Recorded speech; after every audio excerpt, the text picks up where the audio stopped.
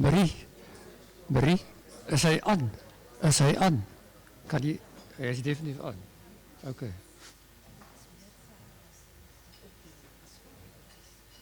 Daai een wat daar rondloop. Ja, maar is hy aan? Is hy aan hierdie? Okay. Okay, nice to have you back again. I don't see anybody left here, so great to have you here. Now, this is our second session. This is the last session before we go for lunch. I haven't, Louis Smith asked me to ask you, if you answer a question and you take that into your hands to it's not for you to say loudness, it's for taking a clip that people that are going to look at that and listen to that later will be able to use that also, please, so that we can put it all together. Okay, our next speaker here, well known, Simon Christie. Simon Christie is going to talk about monitoring the depths of sedation. Anything new? Now, Simon, I just want to say a little bit about you. Simon did his undergraduate degree at the University of Cape Town.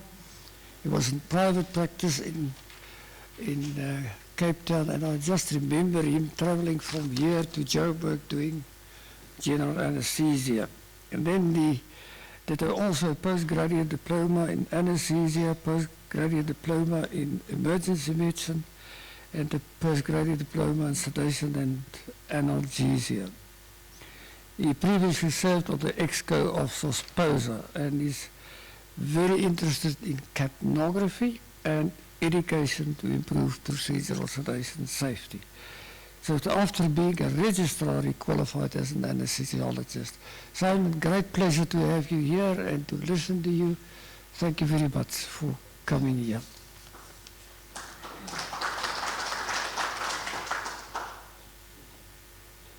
Thanks, Prof, for that very nice introduction. Good morning, everyone.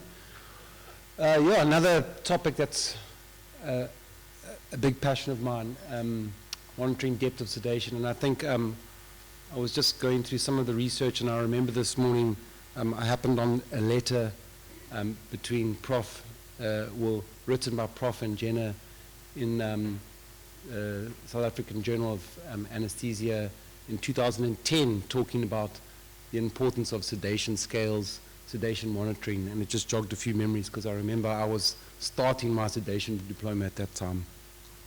So again, the context, procedural sedation analgesia, the quantity and diversity and complexity of the patients is increasing, and it's compounded by doing more and more procedures that themselves are more complex, and we're moving out of main theater and into the ambulatory setting. And this modern procedural sedation and analgesia is a combination of the patient, sorry, the economics didn't come out there, the proceduralist, and then us at the center to try and put all the pieces of the puzzle together safely.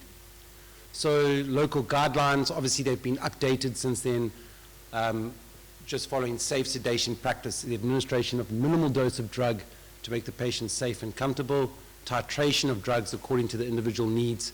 There's no fixed dose, only a maximum dose, and knowledge of the agent pharmacology to prevent pharmacological stacking. And I think this is integral in terms of sedation monitoring, because ideally what we really want is to be able to take a patient through the peri-sedation setting to adjust the doses of medication as they need according to the stimulation of the procedure.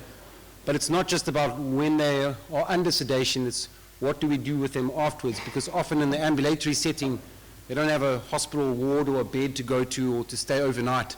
We need to be able to position them for what is to come, often to go home, things like that. And the analogy I try and give to everyone is when you first learn to play pool, you hold the cue and you learn to hit the white ball, and as you get better, the white ball hits the red ball and you think, I'm getting there, and then the white ball You can hit the white ball well, you hit the red ball, and you put it in the pocket, and you think, I'm a master. But actually, what you want is to be able to position the white ball for the next shot into the pocket. So that's really where we want to be.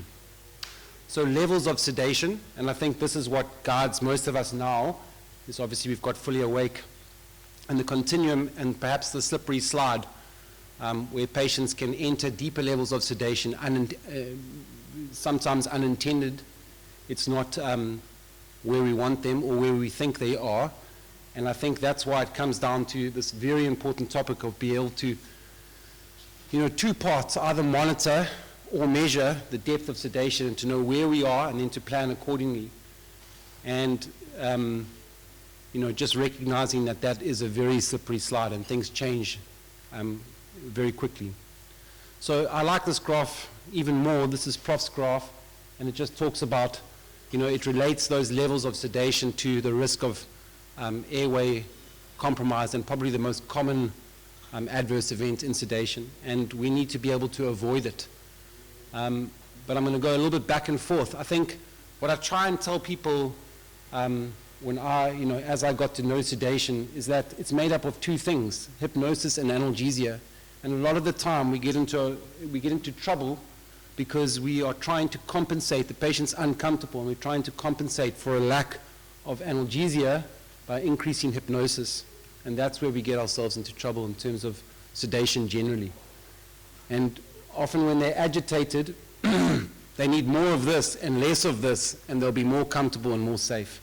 So that's, for me, probably the slide of the presentation to remember.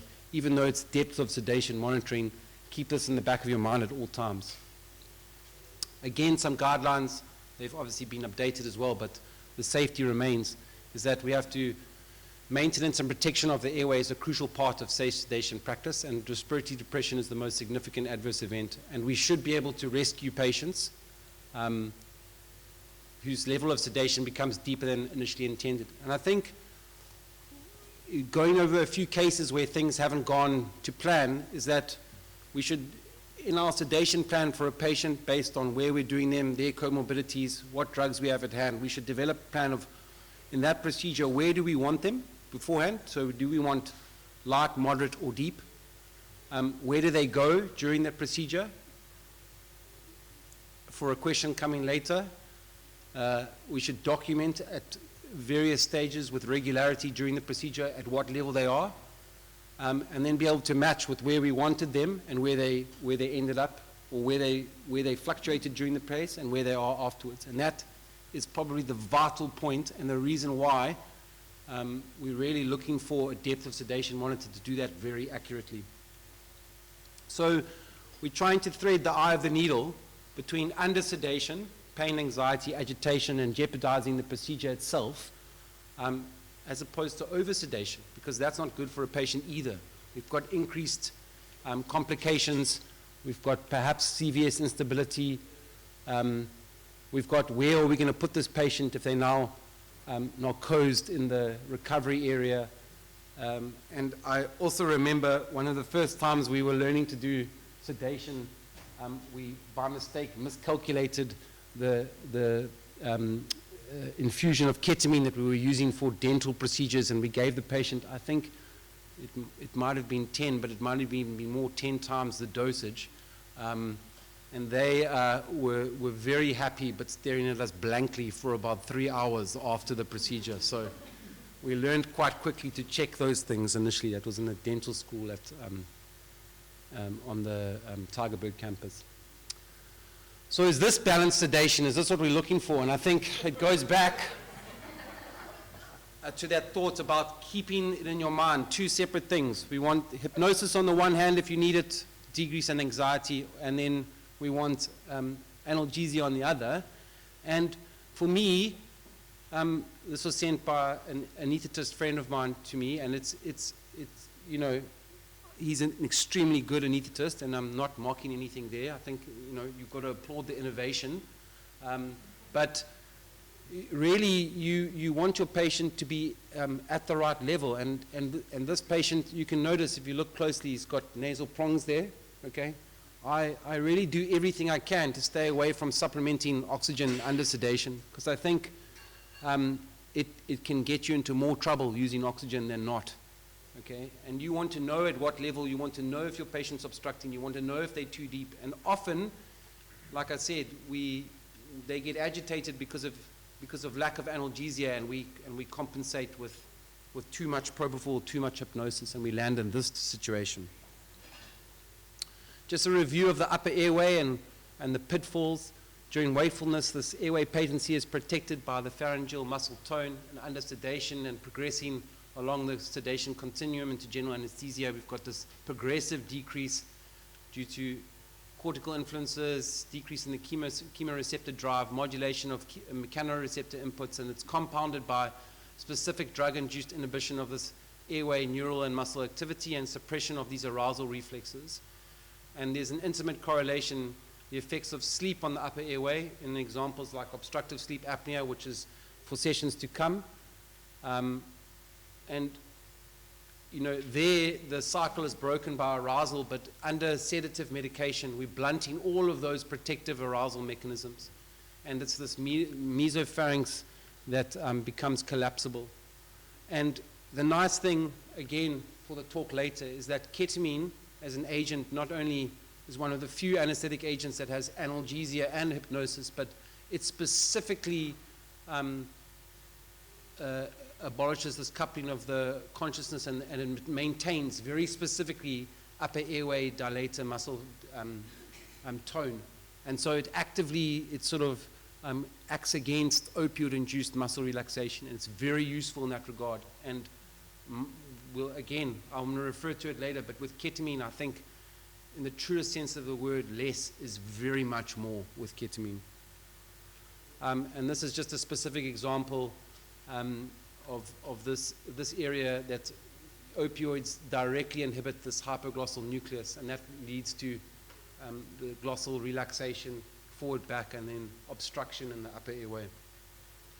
So you need to be quite specific because we want to be able to know where our patient is. So, okay, I'm giving it away here, it's general anesthesia, but sometimes we do these bronchoscopies. This is obviously rigid and laryngoscopy, direct laryngoscopy, but sometimes we do pediatric bronchoscopies under sedation, and we want to know, there's certain times where even if you're under sedation, a lot of movement is going to be quite bad for your patient. So you want to be able to get them to a certain level, hold them there, measure that level. And we really don't currently have any monitor, despite what anyone might say, that can do this very accurately and very timelessly and very to the point. So here is a SATS monitor. The SATS reads 100, the heart rate's 98. Everything's fine, right? I mean, the oxygen's fine, so we're fine. We've got to remember, and it's Saturday morning, and I don't think that we need to go too much into equations, but we've got to remember that part of, the oxygen, the alveolar gas equation is made up of what you breathe in. So you can supplement this by giving extra oxygen, but you need to make sure that you're seeing this other side of the equation. And as you depress respiration, so CO2 will build, and that's going to have a big influence on what's happening in this patient. So often where you see low SATs, your CO2 might be very high, and if you're not measuring it, you wouldn't know. So this is a part that someone else is going to have a talk about, but just to bring it in terms of monitoring, I use capnography as much as I can, and I almost use it like a depth of sedation monitor. It's not accurate to give me an exact number, but you can if you have a fairly accurate capture, you can trace slower breaths, more shallow breaths, and I think the technology isn't there now, or isn't here now, but it's going to get there. So this editorial is, I think, 2016, and this was happening even way before that. The patients with their native airway, if they looked at adverse events in hospital, and all hypoxic events were preceded by hypoventilation, episodes of apnea, and airway obstruction. I mean, it kind of makes sense. But capnography, as opposed to SATs, I'll influence all the time. It's this real-time monitor. If you've got a tracing and you lose that tracing, you know instantly about it. It might be a disconnection, it might be an obstruction. If you've got SATs on a patient, you know there's a lag time, and especially there's an even longer lag time if you are supplementing oxygen, okay? So oxygen seems like your friend, but I think it's a bit of a foe in sedation. If we look at the depth, and I guess this is the crux of the talk, we've got clinical grounds, and I think, you know, we have to use our patient at the moment as perhaps our best monitor. We give a little bit, we titrate, we see what the response is. And we need to be able to identify situations like confusion, restlessness, agitation, and then treat those specifically. Like I said, I'll mention it again. If they're in pain, give them analgesia. Don't compensate with propofol. And then we've got some subjective sedation assessment scales, and some of these are quite old, okay? Wilson, Ramsey, University of Michigan sedation scale, and the observer's assessment of agitation and sedation, quite a mouthful. And then we've got some objective measures, so the depth of sedation by processed EEG monitors. And then, like I said, perhaps in the future we'll get to very accurate end-tidal nasal capnography.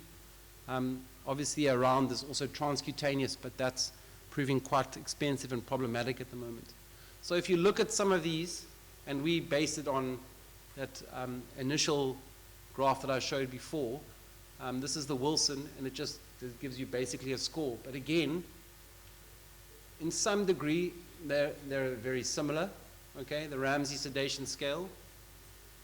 This is the observer's assessment of alertness sedation scale. Some of these were initially proposed in the ICU setting sedated patients, and then they've been modified and used outside. And then the University of Michigan. For me, I don't think it really matters I don't think it intricately matters which one you're using, but I think in terms of medical legal litigation, you need to pick one, and then you need to apply that regularly through your case, and you need to have documentation. If you don't do that, and you don't write it down, it never happened. So this is a very important part. It doesn't matter which one you use, you just need to have one, and you need to use it regularly. So there's some interesting things happening in the processed EEG scenario. You've got obviously BIS, which I think people know about, biospectral index. You've got an entropy monitor, and there's a new Fresenius Kabi, I think it is, they've come up with Connix. Okay, that's new on the market. But there are some distinct problems with these monitors, because if you look just, for example, with BIS, and I'm not a distinct proponent, I'm not paid by a company, and I don't know anything about, I've got no relation, nothing to declare, but the problem here is that most of these monitors, especially if you look at BIS, it's a proprietary algorithm. It takes certain parts of the EEG and it does something funny to them, and it spits out a number. And if you look at all of the booklets, it'll say at the top there, you know, BIS is 100, you're kind of awake, BIS is 70, you're looking at moderate sedation. But the problem there is that we don't know what the machine is doing with that value from integration analysis of certain parts of the very complex EEG signal in total, and coming up with that. So the example being that, the strongest example being that there's a component of inside that, and again, we don't even know the percentage, that's made up of muscular EMG. So it looks at an EMG, and that forms a percentage part of the total number. If you block that by paralyzing a patient, you can decrease their BIS. Okay? So in anesthesia, we know about this, but you can lower someone's BIS just by using a neuromuscular blocking agent. It's really it's ridiculous. Okay? And the other thing is that these were validated, and in particular against certain groups of drugs, okay, and certain classes of drugs, predominantly those that act on GABA receptors, okay? So it works quite well if you're using propofol alone, okay, or using a volatile alone. But the moment you start adding other things, the BIS doesn't really pick them up, because the algorithm is looking at what GABA receptor activation or blockage is doing in terms of changing the EEG. Ketamine, as an example, will work on a totally different it will produce a totally different brain wave. And so the EEG signal will look different. And so that's why you give a bit of ketamine in this scenario and the BIS value goes up. The patient isn't less sedated. It's because the machine doesn't know what's happening there, and it sees a different signal and it's not recognizing it. But the exciting thing that's happening, and it's happening in anesthesia as well, is that we're slowly learning to read the raw EEG signal, okay?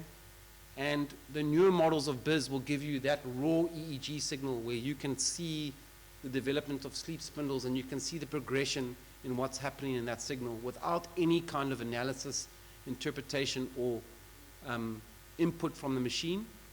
So you can look for specific levels that indicate level of sedation, and then it will also differentiate left to right hemispheres and things. So I think the new BIS monitors will be a lot better than the old ones in this regard, but still this is inaccurate.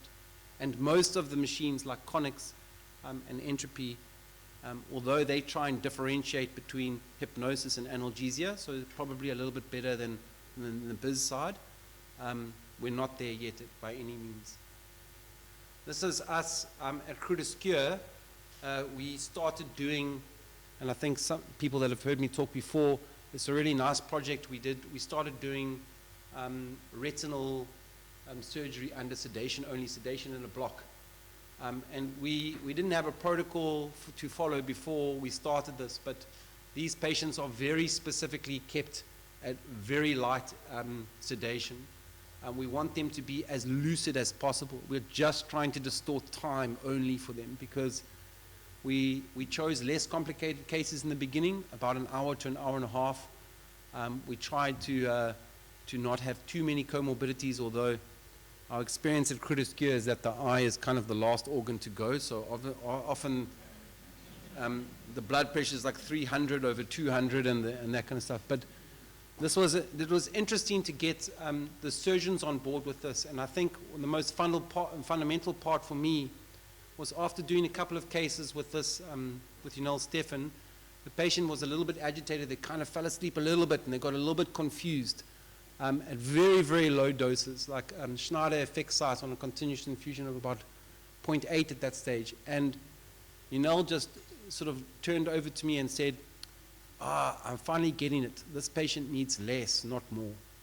And that was like a breakthrough for me, that she even recognized they're kind of slipping into the agitated part, and in that stage, don't overcompensate, don't put them to sleep, just wake them up and speak to them, they'll be more lucid.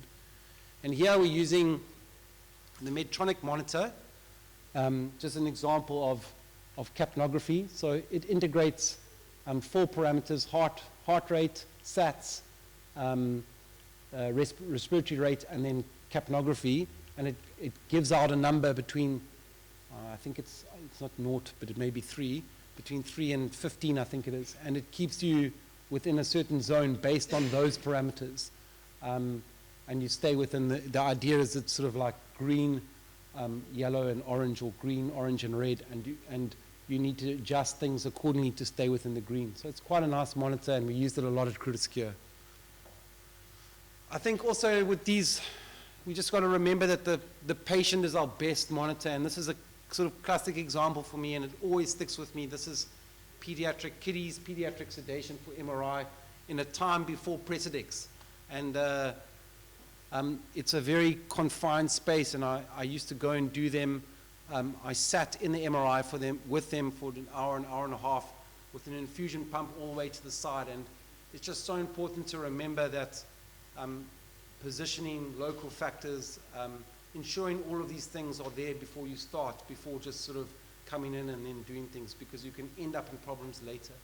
So for observation in this case, again, I didn't have capnography, but what I did in terms of depth of level is that I would start my infusion of propofol, and then when I found that the child, I would put on some nasal cannula, and I would run very little, if any, oxygen. But if they tolerated the nasal cannula, I kind of had got to the level where I felt they were going to tolerate the noise of the MRI. So that was my depth of sedation monitor for this. Very crude, but it seemed to work. So just some questions. The following are considered mandatory when employing advanced procedural sedation: SATS monitor, non-invasive blood pressure, processed EEG monitor and ECG? Not difficult. Number 3, it's not mandatory. And then true and false, documenting depth of sedation during the procedure is a requirement of safe sedation procedure, safe procedural sedation practice. Absolutely and definitely. Okay, please remember that. Okay, it's something we forget when we're recording our vitals, and that letter that I referred to with Prof. 2010 is that taking something, at least for the moment, is not that much new, but using a sedation scale should be your 6th vital sign, and you should record it. Thank you.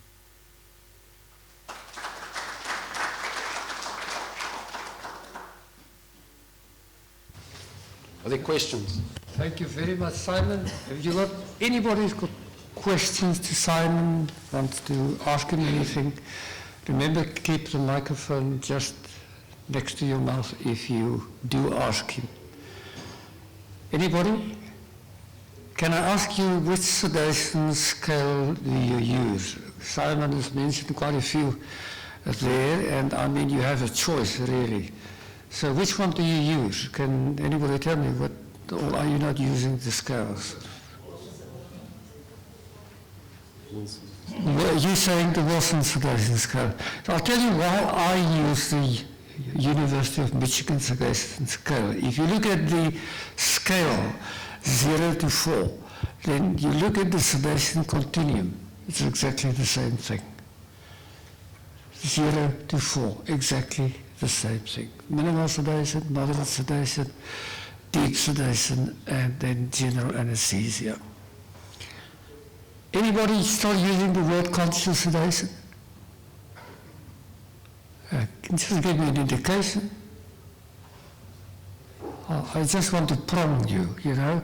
You're probably thinking, where are we going now? So, anybody still using the word conscious sedation? What do you tell patients? Are you going to do moderate sedation or anybody who wants to volunteer something about conscious sedation? It's something that they like in the UK to talk about conscious sedation. Now I can tell you, I didn't work there. I lectured there for 14 years at University College London. And often my ex-students will come and say to me, "Don't you want to come and help me with well, they call it aesthetic surgery, they call it plastic surgery, whichever you want." And I said, "Okay, I'll come." And then when I come there, they give so many drugs that then suddenly I see the saturation 81%. They call that conscious sedation. I can tell you that's more or less near general anesthesia, not conscious sedation. Is there anybody that want to, you know where the word conscious sedation comes from? From the American Dental Society, who says this is a technique that you use to make a patient comfortable during the operation. Is that true? Nobody speaks anything. Is that true? No. You make patients comfortable before, during, and after the operation. And the man by the name of Charles Cottee said it is an oxymoron to talk about conscious sedation. All right, if you talk to patients again, it's an oxymoron. Anybody wants to add anything, please? Thank you, Norman. When I explain it to my patients, we don't use the terminology conscious sedation. I bring it down to layman's terminology and I tell them we use a scale of between 1 and 10, 1 being wide awake, 10 being general anesthetic. And if I get you to a level of 3 or 4, I'll call that probably mild sedation. 5 or 6, moderate, 6 to 7, deep, and obviously 8 onwards would be a GA. And on that scale, they tend to understand it far better. It's more or less a VAS scale, sort of, you know, visual aids. Yes. Okay. I mean, that's a nice way of doing it. I think also, thank you, ma'am. I usually ask the patients, they say, is this a conscious sedation? I ask them, when you go to bed at night and you sleep, are you conscious or unconscious? Because it's exactly the same. If I'm going to go to bed at night, if I'm going to tap on you, then you're going to rise, and that is a sedation. So you don't use the word No, I use, it's like going to bed at night to sleep. I just tell them, I'm going to be conscious of the fact that you're sedated. Okay, thank you very much. I've seen the hand of Jacques there at the back. I think it's Jacques because you're in between all the... I've stopped using the word conscious sedation because the patient's eyes got very big and say, Doctor, ek wil slaap, ek wil uitwees. So they don't like the term conscious sedation, and then you have to start explaining. So I just tell them from the start, for my way is, say it's a form of intravenous anesthetic. And I said the conscious sedation is when you still have a verbal response and a pain response. That makes it safe because you can swallow. In the deep sedation, you lose your verbal response, you still have a pain response, but you can still breathe and swallow. That makes it safe. And deeper than that is anesthetic. So we'll keep you between 1 and 2. Okay, so you explain to the patient, that's what I'm looking for the whole time. How do you feel about that, Simon, that word? What do you sort of use? I'm certain you don't use conscious sedation, so how do you approach that? So I tell them very specifically, I try and give them an analogy and say, if general anesthetic is like getting in a rocket ship and blasting to the moon, sedation is kind of like a hot air balloon ride. So you might be aware of what's happening, but you'll be comfortable. So I try and explain it to them like that. Yeah. You will know but not know, something like that. Yeah. Because did you want to say something? Yes, I think the word comfortable is the clue word there, because that's what the patient wants to hear. I wrote an article in one of the an aesthetic magazine, and the questions that came back showed me that it wasn't the patients, neither the sedationist that was the problem. It was actually the people doing the procedures that refers to conscious sedation. So it's a word that caught on in the public space as far as the people that's doing. So the dentist would the lady from the dentist would call you and say, can you come and do a conscious sedation? You try to train her, the next one do the same, and it doesn't matter in which field. So even the plastic surgeons, the vascular surgeons, they all talk about conscious sedation, and that's historic. And the questions come through that. So it's really a training task for us to explain, and the clue word is exactly what you've used, comfortable. Yeah. I agree with that also, Vickers, and I do it exactly the same way, but I add something with that, and I think patients are interested to hear that. I'm going to make you comfortable and going to make you safe. I think that's a crucial thing when you do sedation. How many of you heard about the patient saying to you, I'm going to knock you, I want you to knock me out? They say it a lot. Well, what do you do about that? Well, tell me what, well, we usually do it, you know, sometimes, but I mean not to that level. Louis, you wanted to say something. If I think this just... Speak in the microphone. You got the message. I just want to reiterate it. This is where the success or failure comes or starts with sedation. Your communication to meet your patient's expectations. And a lot of the time, if you hear that, I want to be knocked out, you need to go and sit down and explain to them what actually will happen. Just my case of yesterday, that 170 kilogram man wanted to be knocked out. But with a history of sleep apnea, being on a pump, you're definitely not going to go there. And we explained to him, and again, you've got to pick your patient, but I said, you're going to have the date rape drugs. I'll make sure that you don't remember how we attack you, but I surely don't want a dead duck. And he accepted it. But I think it was because somebody sat down and met his expectations. So please, before you start, most of the complaints that I hear is because doctors don't communicate with their patients. You as an anesthetist should do it at least the day before. Phone your patient, speak to them, or if we're in a hospital setup, go and sit down and talk to them. Thank you very much, Louis. Is there anybody else that wants to add? I usually say to patients who say, you're going to knock me out, and I say, I think you must go to the opposition. Because, I mean, this is not what we really can do. But thank you very much, Simon. Thank you very much for a very interesting topic. And we'll see you a little bit later again here in front. Thank you so much. Our next speaker is Graham Wilson. Graham, I think you must come here to the front, please, if you don't mind. People have been talking a lot about what you said, and you want to do anything? I just want to just put Graham's on topic on there.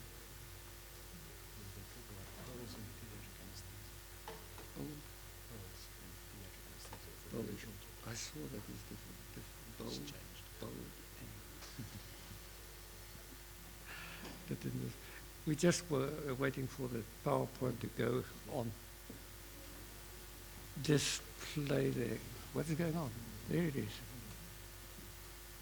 Okay. Graham is very humble because he wrote here he's currently a consultant anaesthetist at Red Cross Children's War Memorial Hospital. He's in actual fact the head of the Department of Pediatric Anesthesia. And it's so great to have you here because you always support us in what we are doing. Now, just want to read a little bit about what he wrote here. His current interests include target-controlled anesthesia, and I want to read this. If you want to ask him something about it, is okay, Graham? Target-controlled anesthesia, sufentanil infusions in the pediatric population.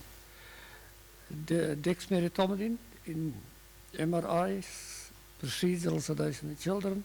Other fields of interest in anesthesia include anesthetic pharmacology, pediatric cardiac anesthesia, medical ultrasound, and the use of near-infrared spectroscopy in infants and neonates.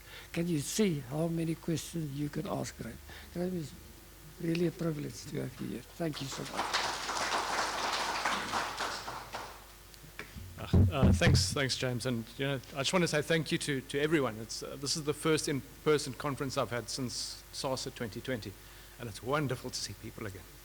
So what Vickers asked me to, not Vickers, Reinhard asked me to speak on pearls in pediatric sedation. Okay, I'm an anaesthetist. So then I decided, okay, what I'd do is pediatric sedation, tips and tricks, and then I realized I'm an anaesthetist. So what I'm going to talk about today is pediatric sedation, observations by an anaesthetist.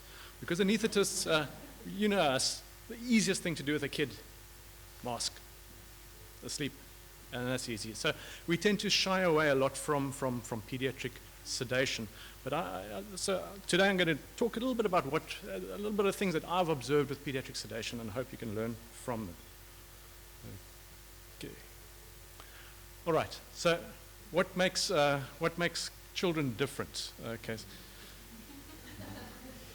There are a couple of things. Okay. So one of the things that makes children different is that their behavior is different. And so you can see this is not a normal behavior. Or maybe it's normal behavior for a kid.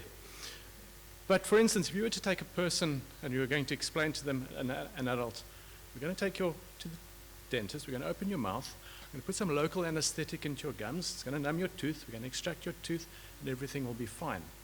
You might have an anxious patient say, I'm a little bit anxious, a little bit of midazolam, but it'll be fine.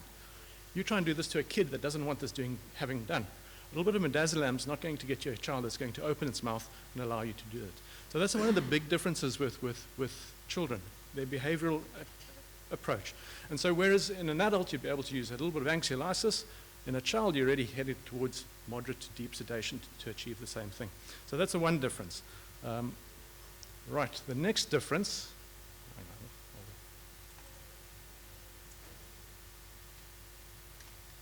Okay, let's try that. Sorry, it's advancing over here, but it's not advancing on the screen.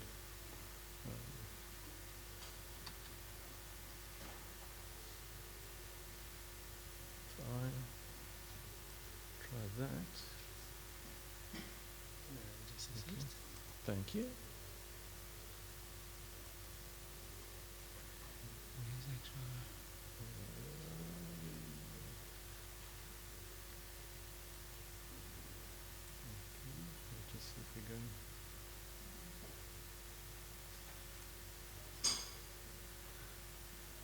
just do that. And then some of them do struggle. You click now. And then okay. And so, thanks. That's great. So this is the other difference with children, is that children are designed to grow. In fact, they a child's purpose in life is to grow. And as they grow, they get bigger, and their form and their function changes to some degree. There we go. It's growing. Let's hope it works. Okay. And growth is obviously an energy-intensive process, and so kids need to expend a lot of energy. And this energy expenditure occurs, so there's a lot of oxygen use, there's a lot of CO2 removal, and to do this, they essentially have to have a higher cardiac output for their weight. Okay, and with the higher cardiac output comes with certain other costs. Right, so if you think about it, the kids that have, sorry, this is, I've lost. So a higher cardiac output means that you would think that you could reduce the dose of a drug for a child. So for instance, if a 70-kilogram patient gets 10 milligrams of morphine, you just divide that by 70 for a kid. But that's not true, because kids are slightly different. And you can see that if we look at a premature baby compared to an adolescent, you can see that they are different creatures, in fact. So the one almost looks like an alien, the other one looks like a person. And you can imagine that there are vast differences in the physiology, where the blood goes. Look at how big the head is compared on the one to the other, and what the cardiac output is. And essentially with the high cardiac output, it leads to a redistribution of drug to tissue. So little kids end up needing more drug per kilogram than older. And a lot of you have realized this. And you're thinking to yourself, hang on a second, I'm using a bit of propofol on this kid. Normally I would have a patient that's completely out, but this kid's chowing up the propofol. Okay. And so this is something that's been long known, and it was quite elegantly displayed back in 1962 when a couple of researchers from the University of Michigan went to the Chicago Zoo, and they got hold of an elephant, and they decided, these guys were part of the CIA training program, and they were looking at ways how to make their soldiers tougher. And so what they decided to do was take an elephant and give it a dose of LSD to see whether they could induce must. So you know what must is where these elephants go nuts around the breeding season, and they become completely aggressive. So this was their aim with LSD. And so what did they do? They didn't think about this concept of difference in size and cardiac output, so they took the dose that you would normally use for a bit of LSD as a stoner, and they sort of thought, okay, well, we scale this up to 6 tons. Okay, so poor Tusker then got this massive dose of about 3,000 mics of lysergic acid injected into him. What did he do? He lifted his trunk, he called, defecated, and fell over dead. Okay, and this just, I think, just shows you can't take a drug and just divide it down into your size. So when it comes to peds, you're going to have to be very, very careful. And you're going to have to titrate your dose in gradually and bit by bit, but also realize that you're probably going to give more than what you would give to an adult. Okay. So this is just another graph, sorry, it's all out of order, but just shows what your metabolic rate does as you get smaller. So as you get smaller, moving from the right to the left, your metabolic rate goes up, as does your cardiac output, as does your drug need. And I say that with one caution, is that as soon as you get younger than a year, remember that your metabolism is immature. And I don't know, not many people that probably sedate kids under a year, but if you do, just remember that you're going to, the metabolism of the drug is going to be prolonged, and the effect of your drug is going to be prolonged, and be careful. Anyway, enough of the science, okay? So what I want to do now is just do something a little bit differently, and I hope it's going to work because we're not on here, but I'm going to give you just a couple of different case reports of kids that I've recently sedated. Okay, so the first one is Emma. And Emma is 9 years old now, and I first met her in 2014. And she was a kid unfortunately born with biliary atresia, which is a nasty condition and often requires liver transplantation. And I met her on the night that she was brought in for a cadaveric liver transplantation. And it was the start of a long story between me and Emma. Anyway, so the surgery actually went off quite well. So so the surgery went off quite well, the liver transplantation, and she had one or two complications. They needed to redo the arterial anastomosis, and then she developed bile duct stenosis, and she kept coming, and they couldn't really get on top of this bile duct stenosis. And so she was a regular in theatre, and she would come every 2 to 3 months, where we'd place a little catheter through the little stoma on the side into the bile ducts, dilate the bile ducts, leave a catheter in, put a bag on, and then 2 or 3 months later, as a stenose down again, she'd get back. And you can imagine that the kid becomes a bit institutionalized after a while, and within the first, 4 or 5 anesthetics, she developed this awful mask phobia. You couldn't get close to her with a mask. She didn't like a mask. She didn't like the smell. She didn't like the feeling of a mask on her face. And so we started being a bit more cautious and putting on Emla cream, and we did it for a while with intravenous, and she was fine. And then 3 weeks ago, she pitched up again, and I'd seen her the day before. I'd marked out the vein, put where the Emla should go, but there was a loss of communication between staff, and she came down without her Emla cream. So I said to her, Em, we're going to quickly just pop a mask on your face. She said, no. She said, I'd rather you give me an injection without the Emla. So I said, okay, well, then I thought, okay, well, let's do this a little bit differently. So, what about we do the injection on a different spot, and I'll just give you some tablets to make you feel a bit more comfortable. And we talked about it a while, and eventually she agreed. And so I gave her, I think it was 3.75 Midaz, and we put her into the waiting area a bit. And then I thought, okay, the next problem is hyperfix. You guys know hyperfix? You leave hyperfix on for 3 weeks, and you try and take it off the skin. It's almost like a facial peel, but even worse. And so this is one of my tips, Unisolve. And I don't know if you guys have used it, but it is the most fantastic thing. So we got the oral midazolam in, got a Unisolve open, and we started gently removing it, but with a bit of distraction. And what distraction is best for an 8-year-old girl? Okay, so I'm not selling Disney Plus, but I'm sure a lot of you guys have DSTV subscriptions. Okay, and if you've got a DSTV subscription, they'll give you 3 months free Disney Plus. Okay, and Disney Plus is fantastic because you've got Frozen, you've got Frozen 2, you've got all sorts of things. And so we got Em here watching Frozen 2 whilst we were gradually moving off the hyperfix with a bit of with the Unisolve swab. So preparation's important, okay, and its value is very often under-recognized. And you need to be very good with your kids. You need to explain to them exactly what you're going to do, and what they need to expect, what they're going to feel, whether it's going to be hot, whether it's going to be cold, whether it's going to tickle, and if it's going to be sore or not. You need to be honest with them. Planning, we mentioned distraction, and let's have a look, see if we can get this. Sorry, I don't know if this is going to play here. Let's hope. Touch your head at all. We're going to move it towards your tummy.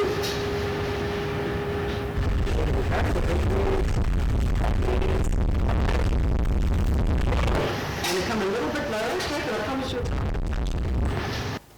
So there you can see this is the joy of having a really good pediatric radiologist. They speak kiddie terms, they talk about tummies, and they tell the truth. It's not going to touch you, it's going to come closer, and this sort of makes kids feel a lot safer. Okay, so the next thing was getting that area numb that we're going to do. And this is a trick that I've learned from our plastic surgeons. Buffer your lignocaine. Okay, buffered lignocaine is a lot less painful when you infiltrate it, and it tends to work a lot faster. And so this is my recipe. I take a 5 ml 2% lignocaine ampule. I add my 0.1% adrenaline. I add my 4 mils of saline or other crystalloid, and a milliliter of 8.4% bicarbonate. Okay. If you add the bicarbonate directly to the 2% lignocaine, it precipitates. So it's diluted down first and add it. The other thing that the plastic surgeons taught me is that dental syringe needles are a lot less painful than anything else you can use.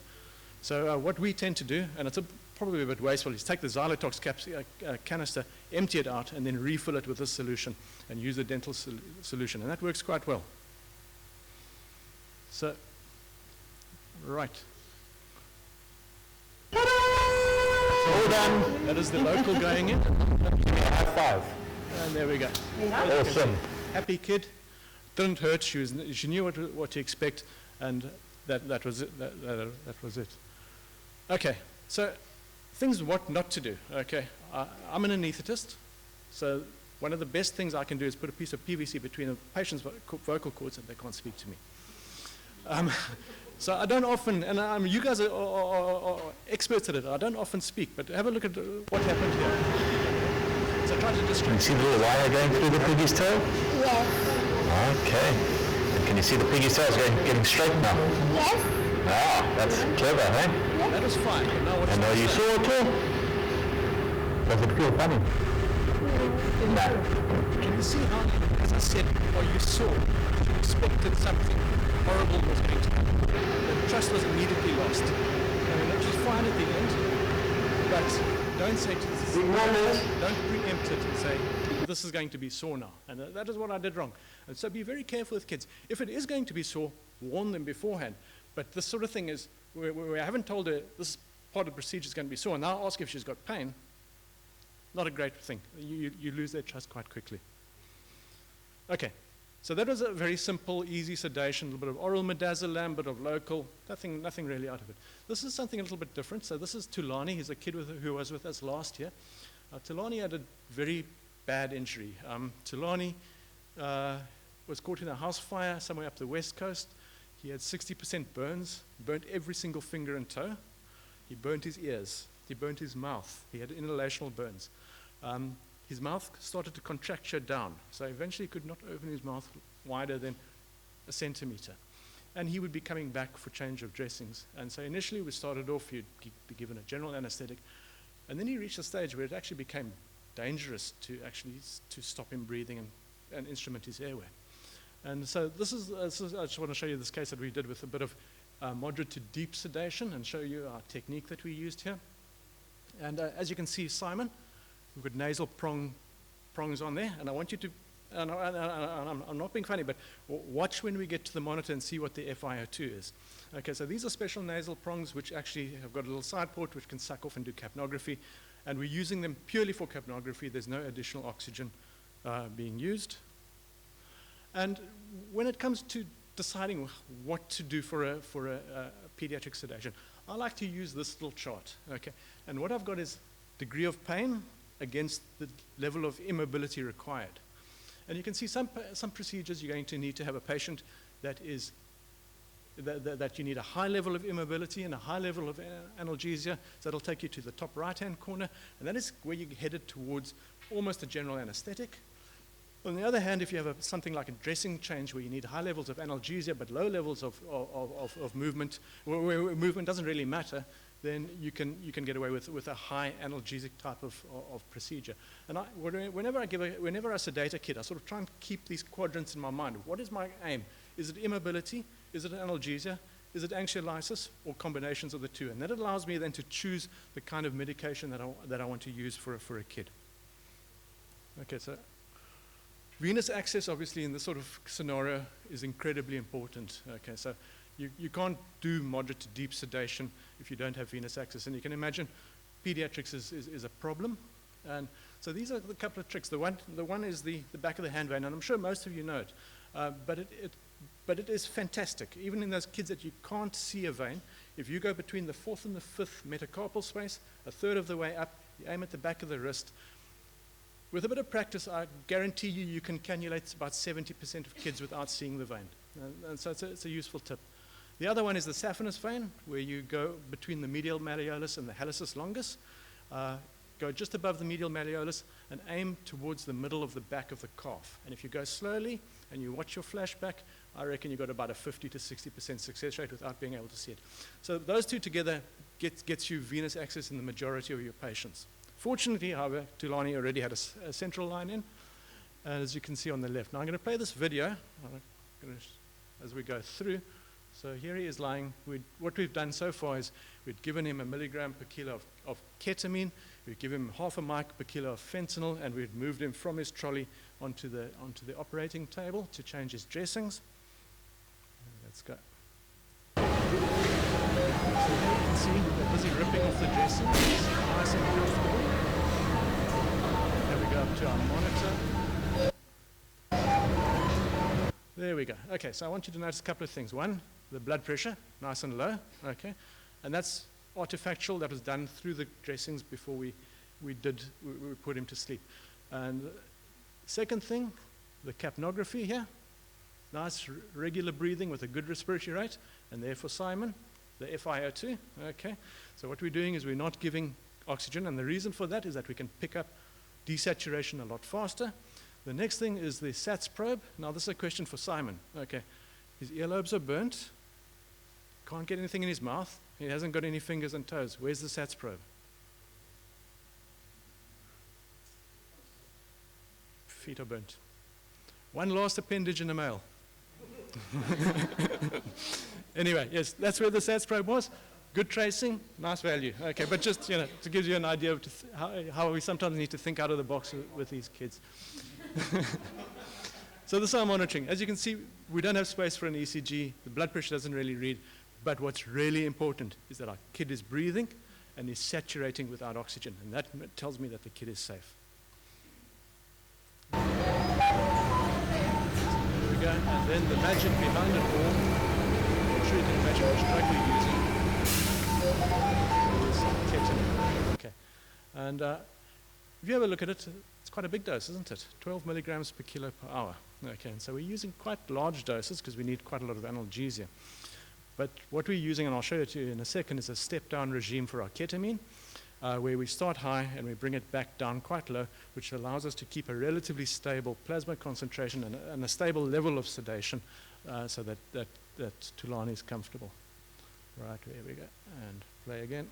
I just want you to have a look at him now. So if you have a look at his eyes, they're still responsive if you ask him questions. There we go, and a Wisconsin score of around about 2 to 3. So quite a nice level of sedation, able to do a very painful procedure in a patient without respiratory depression and keeping him safe. So that would be called a good day at work, where you've managed to do something to avoid intubating or manipulating their way. That said, we did take extra precautions. So in the room was a video laryngoscope. There was a fiber optic in the room next door. So if we had lost the airway because of a deep level of sedation, we'd be prepared. And that's something that you always have to make sure that you are prepared to be able to, and ready to be able to rescue your patient. Okay. So this is the regime that we use. It's based on a regime from Brian Anderson, who's a pharmacologist who works in New Zealand, however bastardized to our local requirements. And what we do is we put 200 milligrams into a 50 ml syringe, which makes it 4 milligrams per ml. And then it's simple. Take the body weight, you multiply it by 3. So a 20 kilo kid, you start at 60 ml an hour, and every 20 minutes you drop it down then to 2 times body weight or to 1 times body weight. Very simple thing, easy to calculate, and that gives you a very nice, stable ketamine type of sedation. If you need to, if the kid is still moving and uncomfortable, we can add a bit of propofol. In this case, we didn't need to. And interestingly enough, Tulani, by the end of the procedure, we moved him onto his bed, into recovery. Within 5 minutes, he was asking for his mother. So you are able to get, by using a step-down regime, you're able to limit the amount of accumulation of ketamine that you get in your kid, and they're able to have a relatively quick return to consciousness. Okay, so we've spoken a bit about this in between lectures, but this would be Ridwan. He was 6 years old. He's now locked into his thermoplastic mold awaiting craniospinal radiation. And so once again, if we have a look at this, what do we need for this procedure? And actually, I'm just going to go back a second. But the reason that he has this thermoplastic mold on is that the radiation beam is via a linear accelerator, and it is pinpoint specific. So they don't want to irradiate other parts of the brain that's going to end up with side effects. So he needs to be bolted to the table that he cannot actually grimace or move. Okay. And so what do we need for this? If we look at our chart here, we don't need any analgesia really. It's not painful, but we need complete immobility. Okay. And so we need essentially far right, bottom, deep sleep. Okay. And so you can understand why we've gone for the use of dexmedetomidine in these sort of kids. So he'll have a drip up. We'll have given him 1 to 2 mics per kilo of dexmedetomidine. He'll fall asleep. We'll lock him into the mold, and perform the radiation. So I think that just gives you sort of three scenarios of different types of sedation and maybe a few tips and tricks in peds. Then also just remember the choice of your sedative agents. So we've mentioned some of these. So the child factors, we've spoken a bit about developmental stage, which is important. So if you've got a kid that you can't convince to behave, you may need to coerce pharmacologically. The clinician factors, most important, and I think Simon also mentioned this a bit, is that don't take on stuff that you're not prepared to rescue. You need to be able to rescue. So if you're going to be doing ketamine plus propofol in a child with a very painful procedure, you need to be able to rescue, and you need to have all your ducks in a row. And then your environmental and location factors. So a lot of things, staff availability. If you don't have a trained pair of hands that can help you, you can get yourself into trouble very quickly. And then just think about where you are. I mean, the radiotherapy, when we do the radiotherapy, it's in the middle of the hospital. There's a 50-meter walkway that you have to exit out with 2-meter thick concrete walls around it. The parent obviously can't stay in with the kid during the radiation, and you need to monitor everything on closed-circuit TV. So you're watching your monitor. And those sort of things you need to build in. So once again, we have a blanket ban, no oxygen, okay? SATS monitor plus minus capnography. And if anything stops, they turn off the linear accelerator, and you run your 50 meters back into to go and rescue. Fortunately with DEX, I think, and I'm going to say it again, it is so safe, we haven't had issues with DEX and radiotherapy. So it's one of those sort of extra little safety nets that you know that you're giving something that isn't giving you very much respiratory depression. Know your drugs and choose the right drug. Okay, so some of your drugs are going to have analgesics, some of them are going to be hypnotics, some of them are going to be mixed. Okay, and sorry Nina, I've put alpha-2 agonists in brackets with analgesics. They are very good for supplementing analgesia, particularly postoperatively.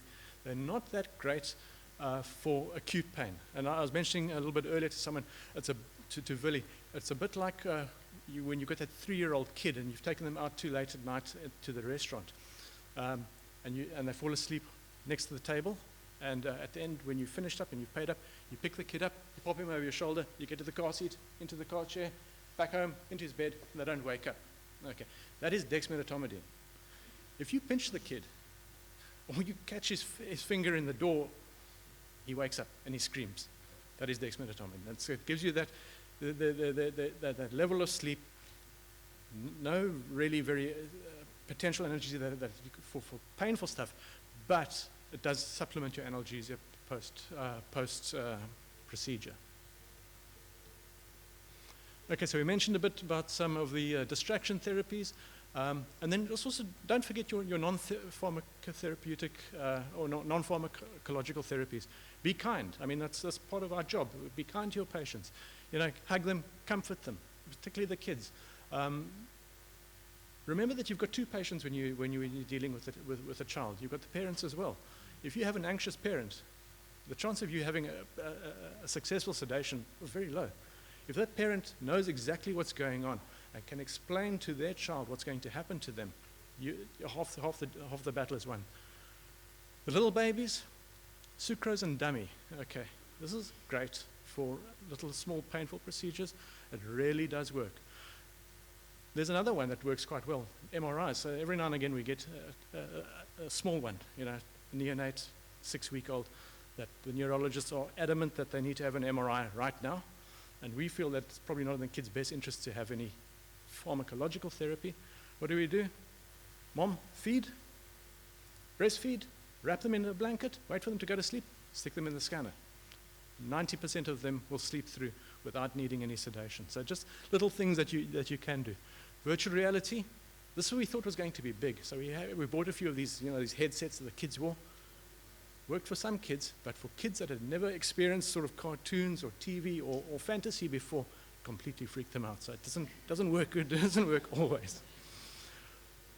Right, then also know who not to sedate. Okay, so here are a few of the things. Obviously the difficult airways and OSAs. Know how to evaluate a pediatric airway. A couple of pointers. Everything's the same as an adult airway, except the size of the fingers differs. So when you're looking for 3 fingers here, or 3 fingers here, use 3 kid fingers. Be very careful about ears. Okay, always look at ears. I've got a thing about looking at ears as peds. Remember that your mandible and your ears develop from the same branchial arches.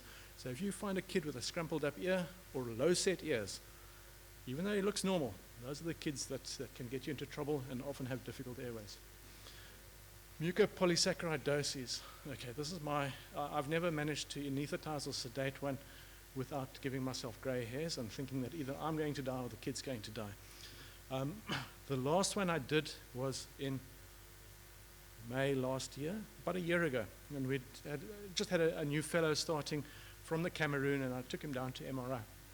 And I had an 8-year-old kid with Hurler syndrome, and he stood here, this height, and he was developmentally delayed, and we couldn't do anything. So I said to Raymond, who was with me, I said, what we're going to do is we're going to give him a little bit of sevoflurane, just enough to get a drip up, and then we're going to give him some Presidex. And I promise you, so all that I could do is I could hold him here. He wouldn't sit, he wouldn't stand. So I held him here and held the mask, and as soon as he lost his airway tone, he'd stopped breathing. And we almost lost this kid just with a few breaths of sevoflurane. I mean, eventually we managed to get up a drip, and we managed to put in an oropharyngeal airway, which gave him partial thing. But it just, I just thought to myself, how arrogant, you think that you're going to be fine. You think you're fine. Don't touch a mucopolysaccharidosis if you can help it. It is one of the most awful things. It looks easy, and you tell yourself it's going to be easy, but don't. And then watch out for the neuromusculars. We all know about the dystrophies and the floppy kids. And then, of course, hypovolemic and ill children, don't sedate, but that you're not going to be doing out, except in the hospital. So, question, is propofol safe in kids? Okay, so this comes from the Pediatric Sedation Research Consortium, and they've had a look at a lot of propofol. So they've got nearly 50,000 propofol sedation encounters. I like those words, encounters. Okay, and they showed that they had no deaths, they had 4 aspirations and 1 cardiac arrest, and none of these children were specifically starved for this. So I think it shows that, a serious risk, about 1 in 10,000, shows that propofol is pretty safe. And in fact, the data seems to show that if you're going to be using propofol in children, you must be prepared to intubate about 1 in 1,000. Okay, so that gives you an idea of the level of safety, and you'll be needed to rescue the airway in about 1 in 100. Okay, so that gives you an idea if you're using your propofol appropriately as to where you're going to go. TCI for children, okay, be careful. Be careful because the pediatric algorithms are a little bit different from the adult algorithms. They tend to give a bigger dose up front, okay? And if you've set your TCI thing to something which is going to push you into apnea, you can run into trouble. If you do use TCI in children, then make sure that you're using the plasma targeted mode and start low and gradually build up to where you want to go. Don't sort of say, I think 2 is going to be good, we're going to start at 2. You may get yourself into trouble. Correct route, I'm probably running on a little bit, sorry. There are lots of correct routes, but intranasal is one of my pet routes. And I just want to show, this is a lovely little graphic. It just shows you the differences between giving the same dose intranasally and intravenously. So the blue line shows the intravenous injection, which lifts you above your respiratory threshold with a bit of fentanyl, and your patient becomes apneic. The purple line or the pinkish line at the bottom shows you what happens to the plasma concentrations if you give it intranasally. Obviously, the absorption is retarded, so you don't reach as high a peak effect, but your therapeutic effect is very good, and is as good as your intravenous dose a little bit later. We use a lot of intranasal fentanyl for patients that need intense analgesia but not much hypnosis.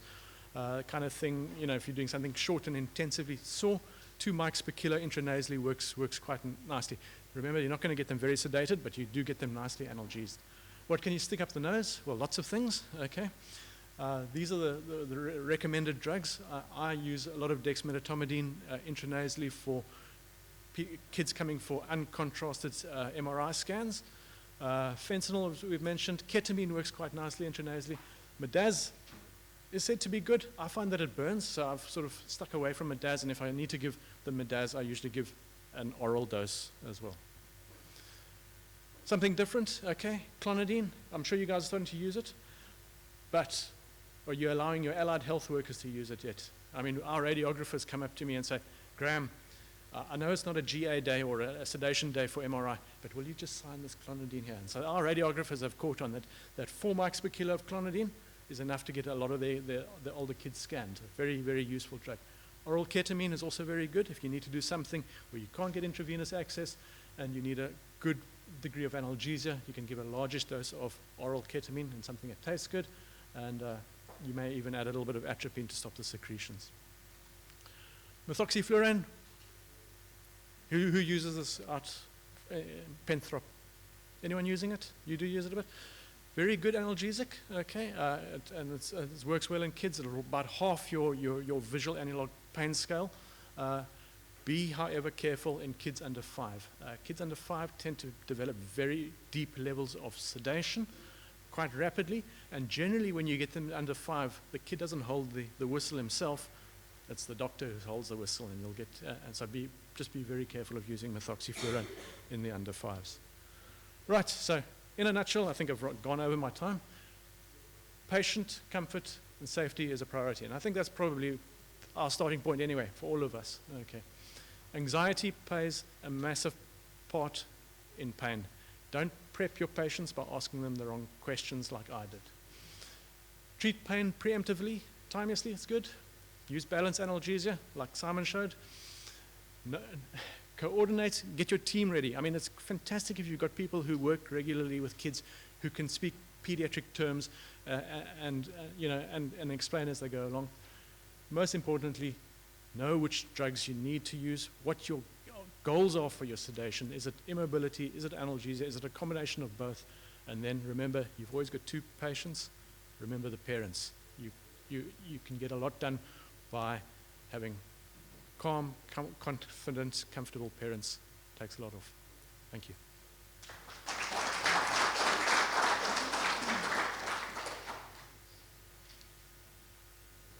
Okay, I told you you're gonna have time to ask Graham a lot of questions. Thank you very much for excellent lecture.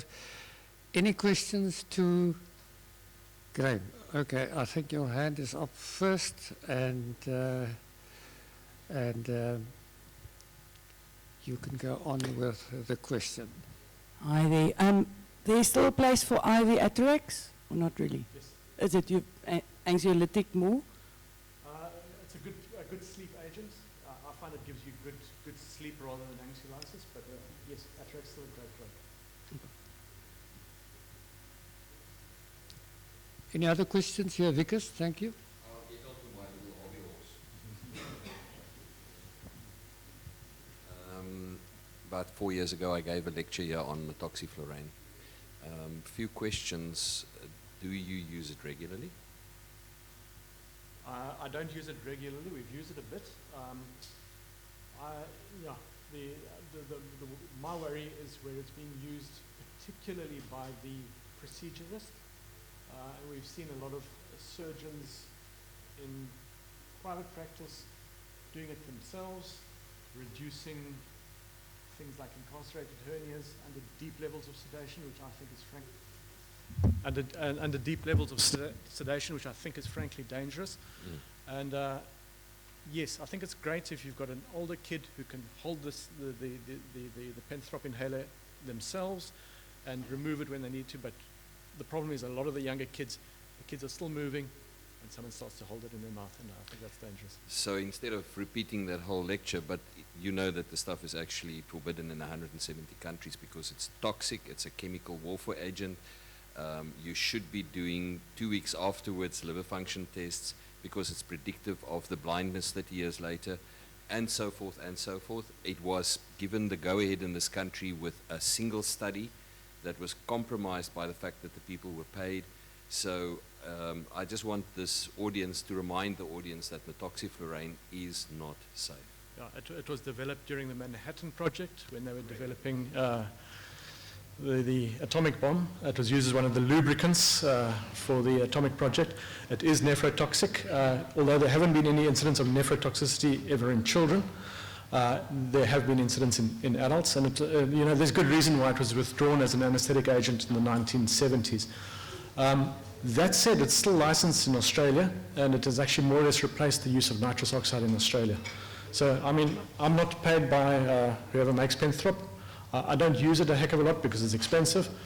But my message is that if you're going to use it and you're going to use it under 5s, be careful. Yes, Mohammed, thank you.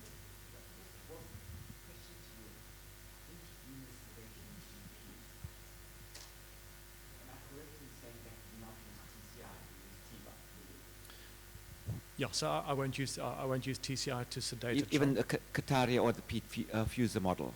So so either the Qataria model only ranges from 3 to 14. The Pete fuser goes down to about a year. The problem with the two of them on the available pumps at the moment is that they are they're plasma targeted, but if you select your wrong value, you get to a level that you don't want to be. There is a company, I'm not going to mention the name, but coming out with a different model called the Elefelt model. Elefelt model is a fantastic TCI model. You can use it from 26 weeks post-conceptual age through to 100 years or 88 years old, and without having to put in adjustments. And so Elefelt essentially was a statistician. He's not even an anaesthetist. And what he did is he took every study he could find and he built himself a TCI model. That looks like a great model, and that might be a usable model. But remember that the Pete fuser is just adaptation of an adult model, and so it's not particularly pediatric sensitive. So I'd much rather just run an infusion slowly that doesn't have that little bolus effect, and just take a little bit longer and allow them to come up to that level of sedation, and then remember to keep backing down because you're going to get accumulation of drug. I think we've got a question there. I think you were first. Who was?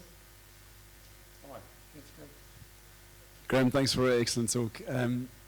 Just coming back to clonidine, and particularly the use of clonidine for novice anaesthetists in resource-limited settings.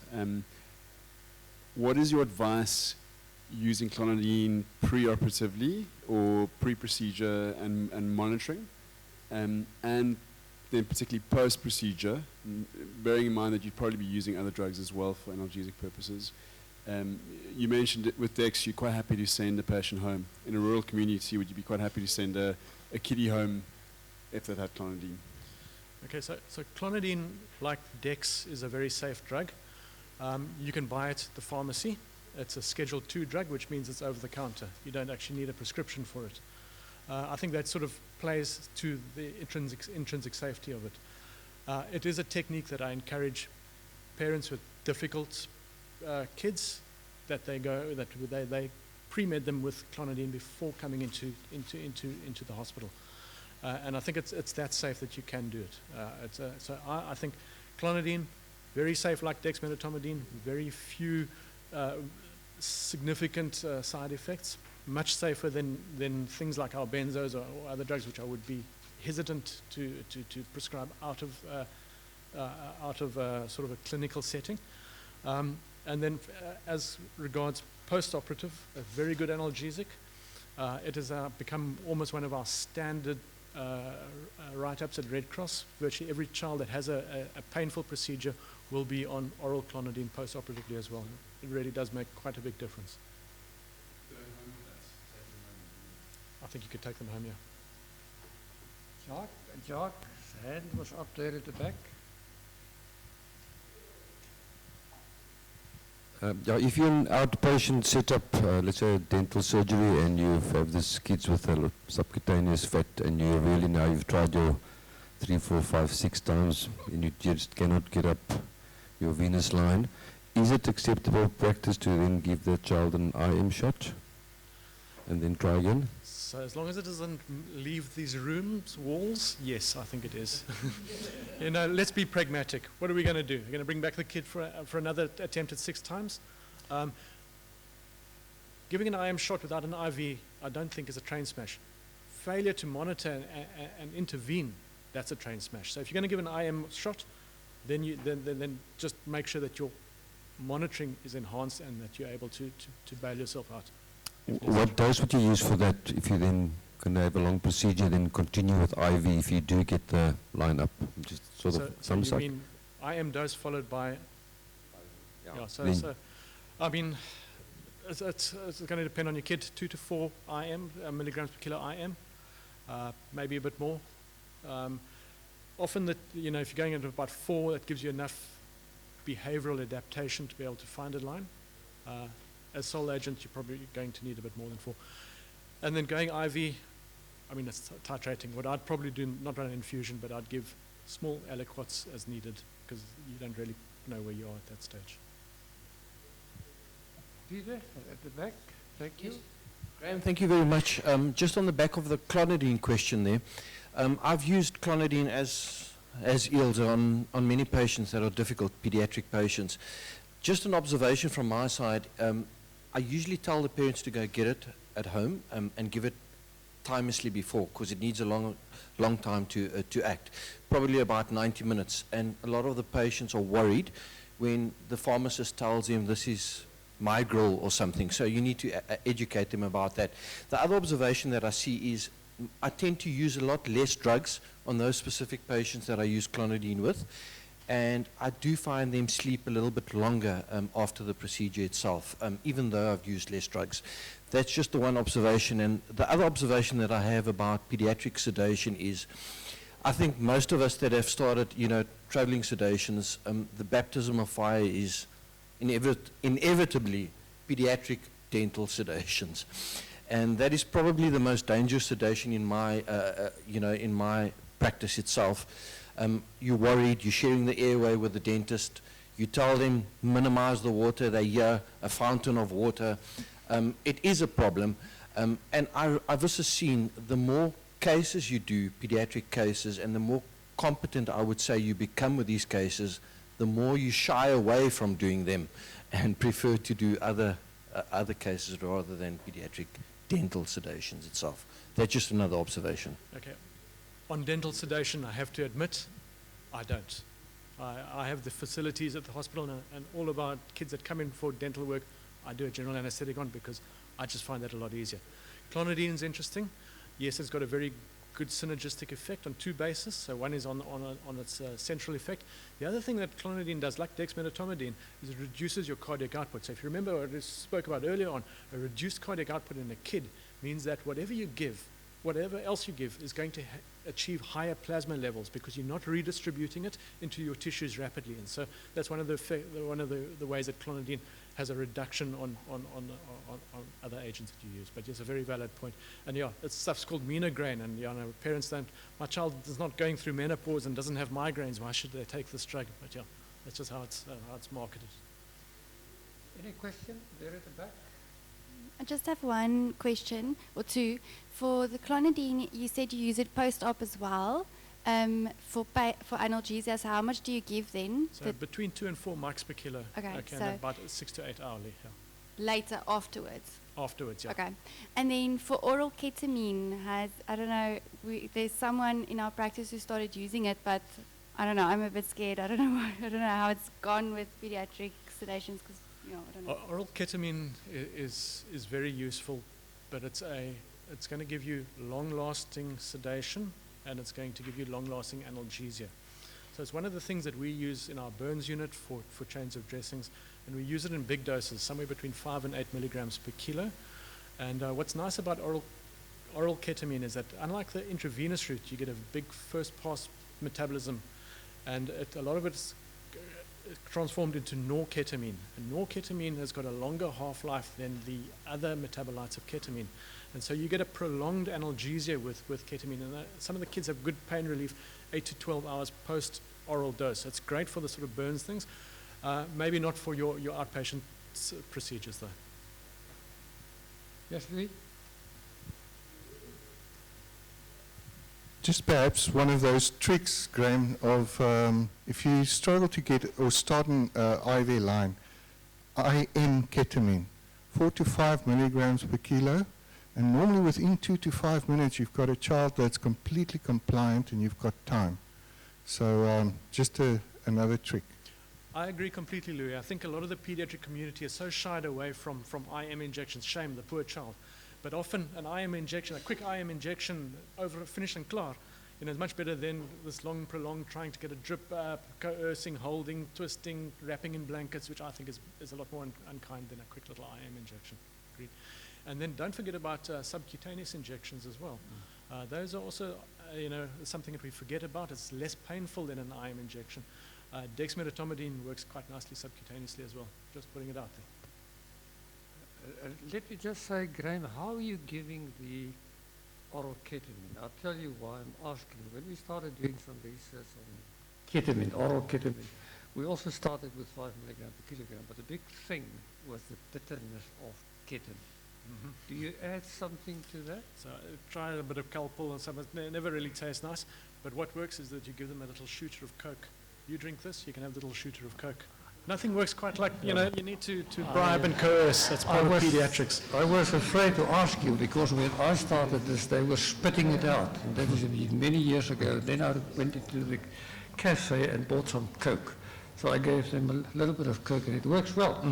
It's good for fasting, you know, but in any case. Graham, thank you very much. It was a great lecture. We enjoyed it a lot. Thank you. All right, Reinhard, where are you? Come here, man. Stand next to me.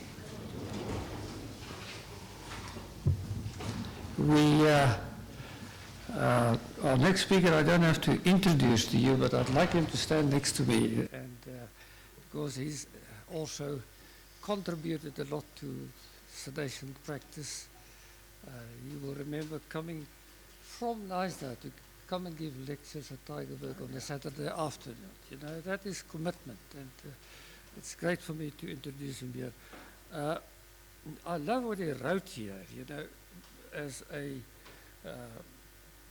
we call it a resume nowadays. It's short, something about yourself. Love it. Dr. De Wet describes him as an ordinary guy who gives anesthesia. All right, all his qualifications, anesthesiology, diploma in sedation. He also did the diploma in sedation at University of Stellenbosch. He considers himself as an orthopedic anesthetist, been in private practice for quite some time, and is currently the chairperson of SOSPOSA. So, great privilege to have you here. You've got a nice topic, you know, in any case, you know. So Reinhard is going to talk about the non-opiate analgesia in sedation, the future. And I think it's a very topical issue. So, Reinhard, thank you very much. Thank you.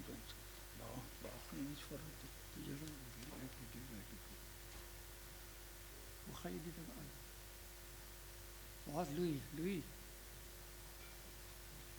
Ik is ook gewoon teruggekeerd op. Oké. Waar laat je hem bewegen? Wat er een jij gebruikt? Ja.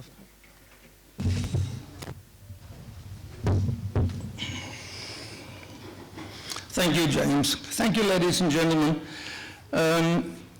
James mentioned that I got the diploma in sedation as well. I was actually the first guy in the world to get a diploma in sedation. And that was in 2002. Ek sien jy lag, so jy ken die story. And the reason for that was that was the only course in sedation in the world. And the day at the graduation ceremony, the guys above me alphabetically didn't pitch. So I was the first one. Ladies and gentlemen, non-opioid sedation, is it the future? This is more of a discussion, because if you go Google this, there is preciously little in the literature things about this.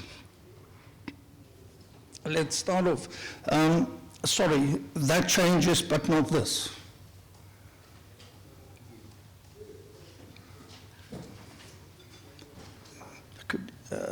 Please.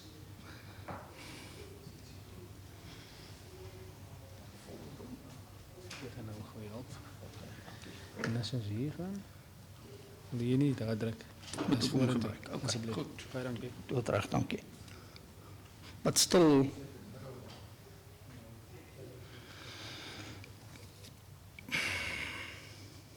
sorry, this thing doesn't change.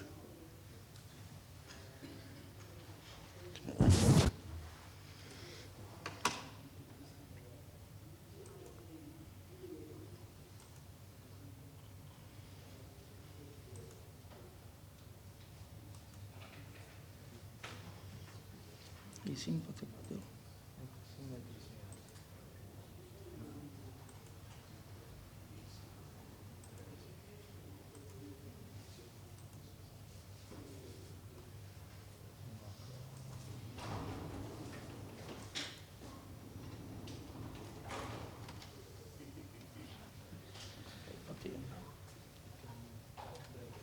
Okay, dankie. Non-opioid sedation, nowadays it's very topical, especially the young anaesthetists. And there's one in Nice now who is very into non-opioid sedation and non-opioid anesthesia, and trying to convince anything that opioids are the worst that we can do and can use, and we should stay away from it. But as we all know, the use of opioids are associated with respiratory depression, even apnea, pruritus, urinary retention, post-operative delirium, depressing cell-mediated immunity, especially important for the patients undergoing cancer surgery, impaired gastrointestinal function, gastroparesis, and nausea and vomiting. We all know that. So why the issue about opioids? And the big issue is the addiction or the addictive potential of opioids. And if you look at the literature, that usually starts after a hospital admission for a routine surgical procedure with extended post-op pain, with then an extended period of having oral opioid-like substances prescribed. It's very important to realize that more people now in the States overdose with synthetic prescribed opioids than heroin and street drugs together. It is a big problem in the States. And primary prevention is actually possible, and we have quite an array of drugs available, non-opioid drugs that we can use. Reality, and unfortunately, has it that oxycodone is the most popular drug in the world to get addicted to. That was recently published. And to show you the graph, you'll see the blue curve there. That is from 2000 to 2016, the increase in overdose deaths due to the use of the synthetic opioids other than methadone.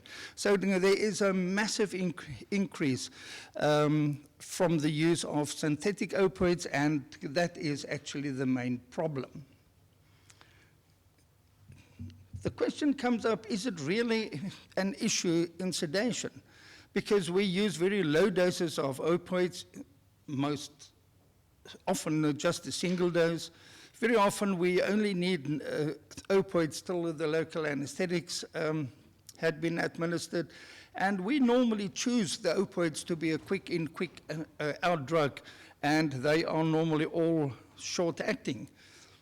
The next question is, do we really need opioids in sedation? And I've just mentioned a number of sedations that we routinely do. For dental sedation, do we need it? We only need it till the local anesthetic went in. For plastic and cosmetic surgery, yes, because mostly the operating field is much bigger than we can cover with anything else. GIT endoscopy, do we need opioids for upper GIT endoscopy? And personally, I feel the answer is no. Lower GIT, yes, it's a painful procedure. We need that. Upper GIT endoscopy, the reason I said no is we quite often need opiate to suppress the action of the cricopharyngeus muscle. And the very short-acting opioids like alfentanil, remifentanil actually works very well for that. Do we need opioids for MRI? No, it's not a painful procedure. Do we need it for interventional pain management? Most probably. Just to give a few examples. Is there any proof in the literature that opioids are implicated with the increase in the rate of complications in procedural sedation? Let's get to the nitty-gritty of this.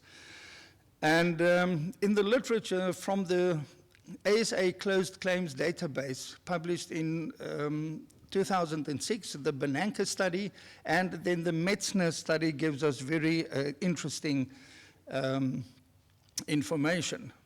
But Bernanke published that more than 40% of all MAC, that's monitored anesthesia care, that is the American word for procedural sedation, that more than 40% of all MAC claims is associated with death or permanent brain damage, which has the same incidence as general anesthesia.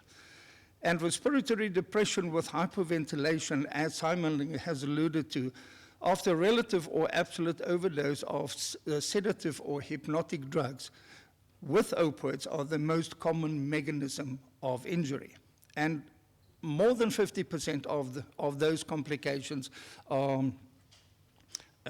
absolutely avoidable. Metzner looked at the claims and compared the liability in the operating room and the remote location, the primary care setting and the secondary care setting, and the proportion of claims or death in the remote location was higher than in the operating room. More than 33% of claims were due to inadequate oxygenation secondary to oversedation. The complication rate increased with the prone position, and better monitoring could have prevented complications. And all of those, in spite of the ASA mantra of that everybody, wherever the sedation is being performed, should get the same level of care as that they would have had in the operating room. So basically, there is no doubt that the use of opioids during procedural sedation increases the risk for adverse events and increases the morbidity and the mortality. So, what do we have? What can we do without using opioids? First of all, IV Dex. Dex is, as everybody said, is an alpha-2 agonist. By the way, I compiled this program. Why did I put myself after Graham? Graham, you're such a brilliant speaker.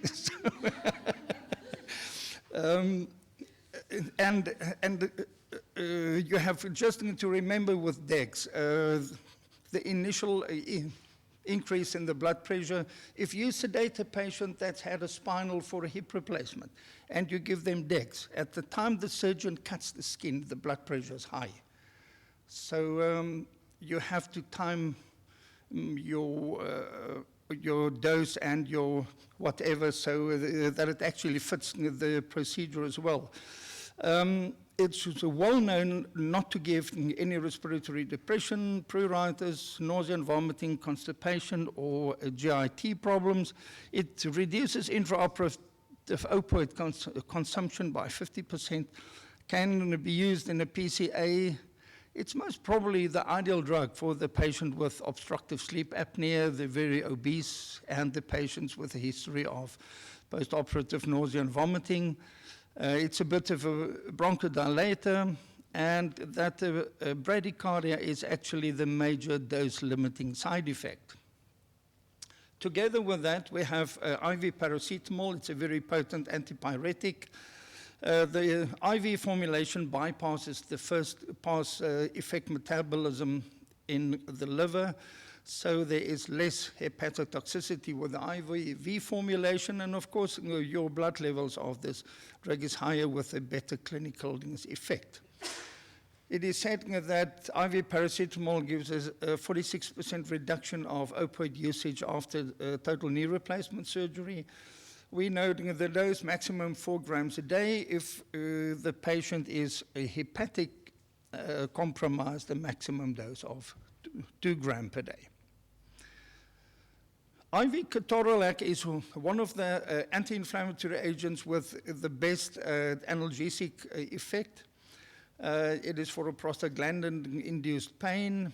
It provides a low risk of bleeding or renal impairment or gastric ulceration. Low risk, but it still does. So be careful in your patient with abnormal renal function. If you tend to like the COX-2s more, they have more or less an effect on the thromboembolic events. So use care in the cardiac patients or previous CVA patients. I've previously used a lot of ketorolac, a 60 milligram single dose for patients with the removal of wisdom teeth. It definitely makes a big difference. So I think that's a drug to remember as well. Ketamine, we all know, the only problem with ketamine is that it is on the way up to be most probably the most abused, or to become the most abused drug in the world. Half-life 2 to 3 hours, rather use boluses than infusions. With an infusion of ketamine, the accumulation is tremendous.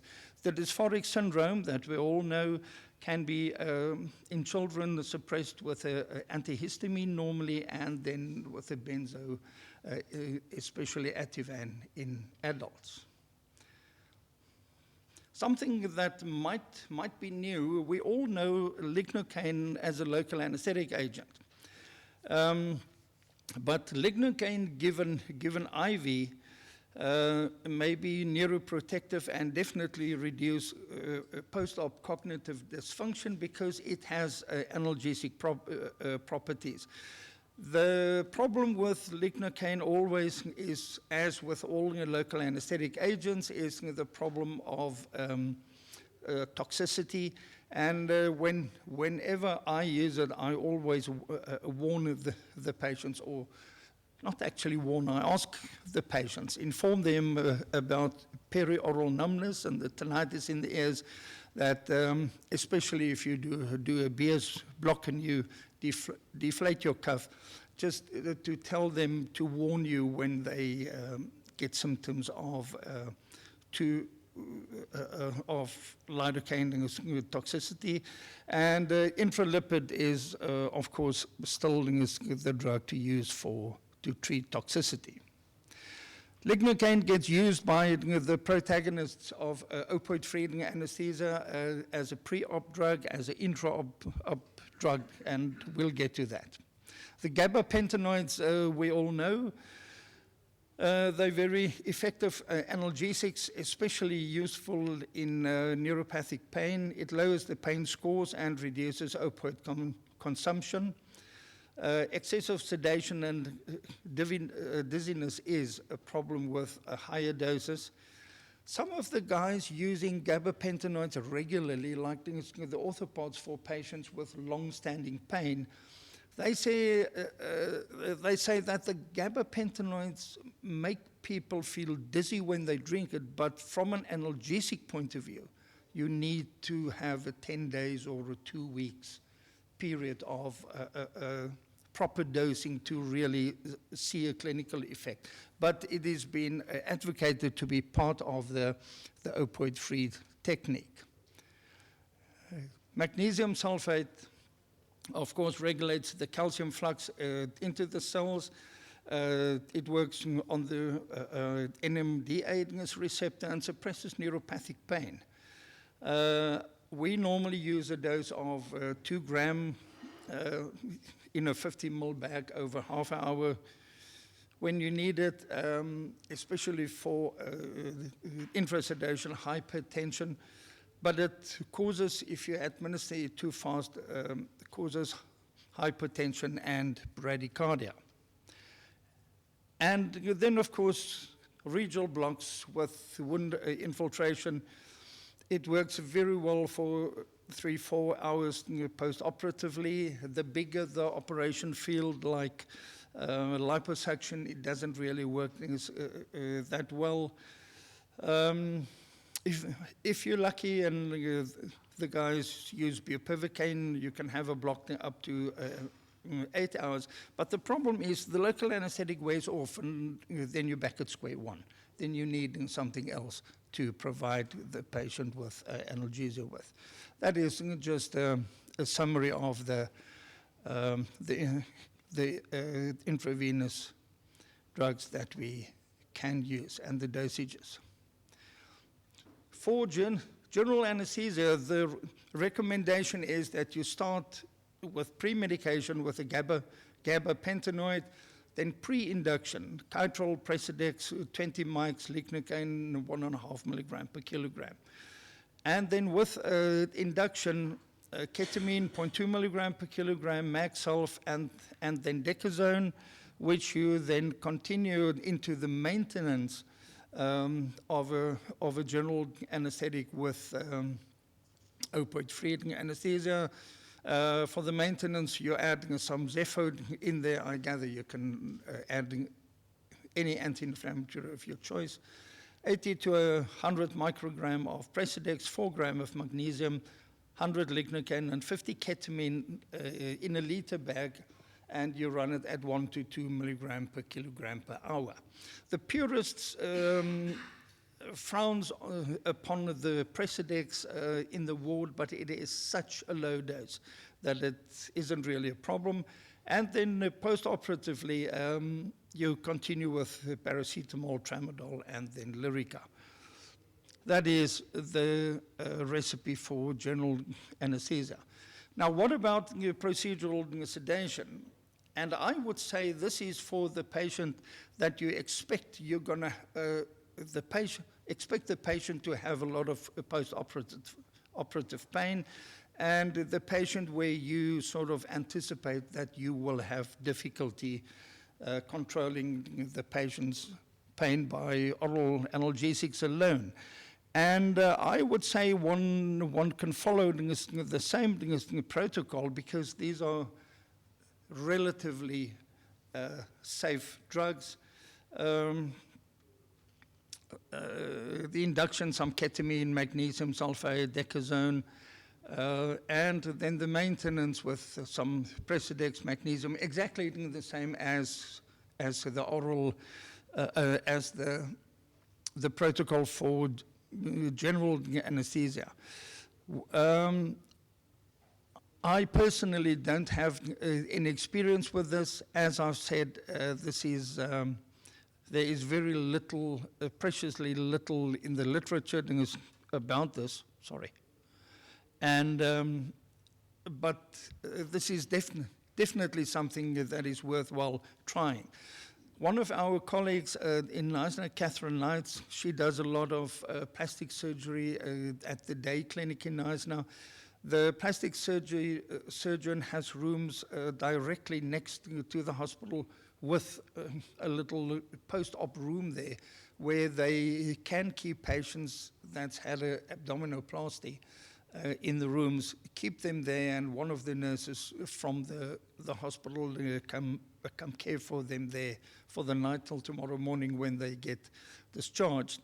They use this. She says it works really, really well for plastic surgery as well.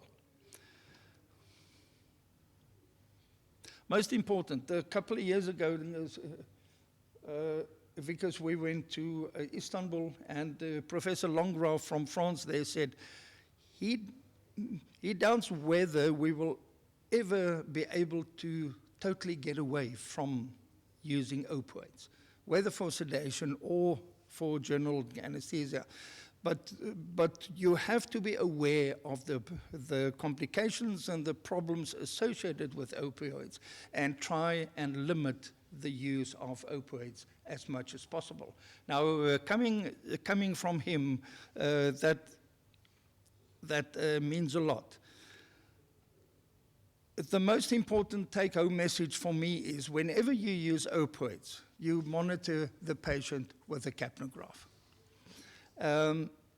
And when you can't stay away from opioids, rather use boluses than opioid infusion.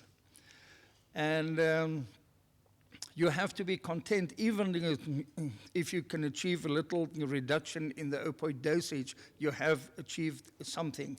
Follow your Oxford analgesia ladder. Start off with your paracetamol and work it up from there. And then for the long term, more than 5 days, we have to try stay away from the OxyContins, OxyContin, Oxynorm, Targanac, because that is really the danger drug for the future. Thank you.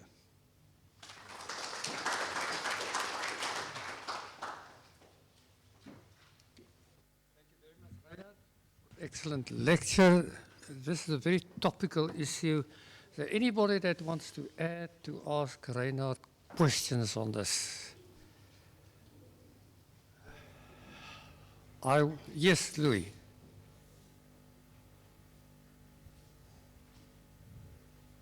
I'll push the limits, Reinhard.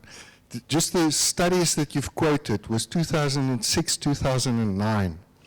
My question is just, we've gained a lot of experience since then using these drugs, and I would like to see what would happen or what would be the change if there was a difference in the mortality with using these drugs, because I think they are vitally important for certain procedures.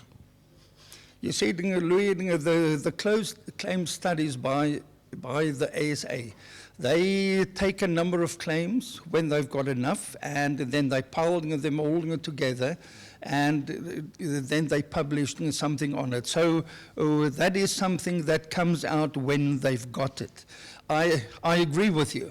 I'm sure the figures will definitely, especially with the way we administer drugs nowadays, the way we select patients for different locations, and thirdly, the way we monitor patients. And we are, today, we're much more aware of the dangers of over-sedation in a remote location. So in principle, I agree with you. It is time for the ASA now, more or less, to provide us with more info, or at least so I hope. But you're right. I think the message here is, number one, you need the experience to work with these drugs. And number two, it's about titration. Yeah. I was fascinated by what Reinhard said here in the beginning about heroin addiction. The biggest problem they have at the moment in London is that they combine heroin with ketamine. And that is a big problem, because it seems to me you can get ketamine over the counter. So I was asking them, well, it's a month ago, say, okay, how do you sedate a patient who is addicted to ketamine and heroin? Can you tell me how you would sedate it? Give more ketamine? I'd love to hear what you say about this. I don't hear anything. I don't hear you talking about it. Shall I leave it for you for later?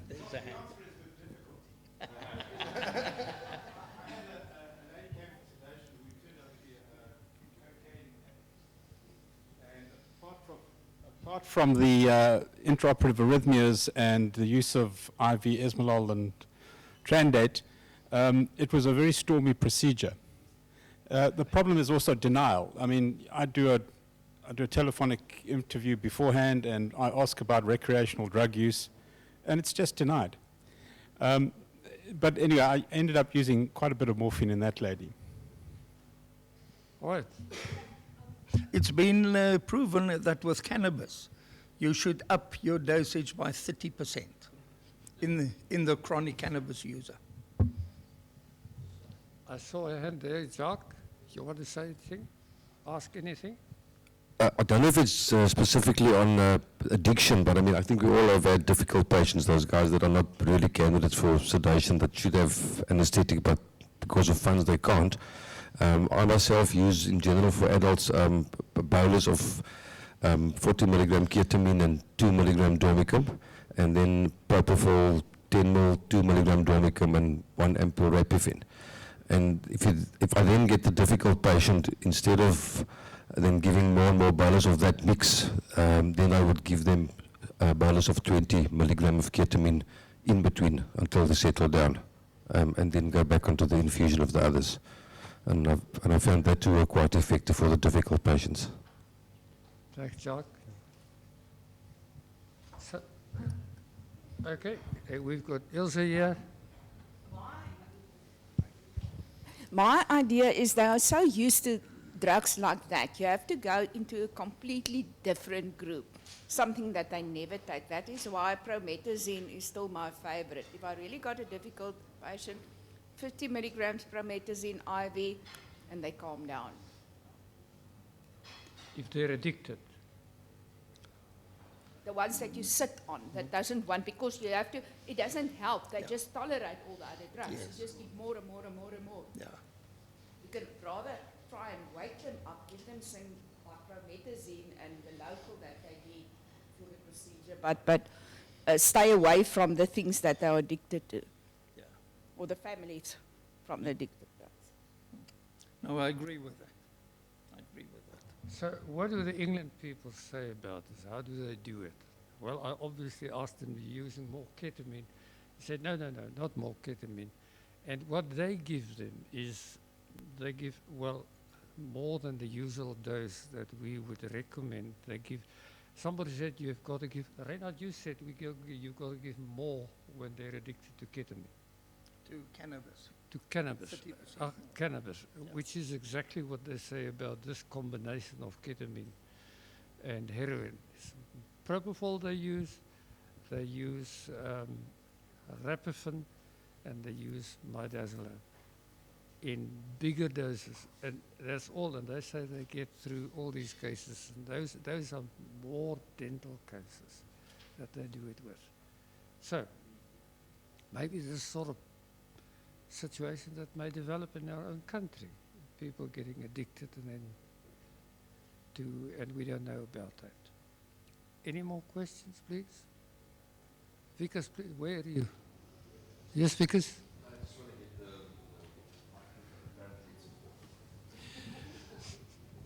I think we need to get a bit of a psychological insight into this as well.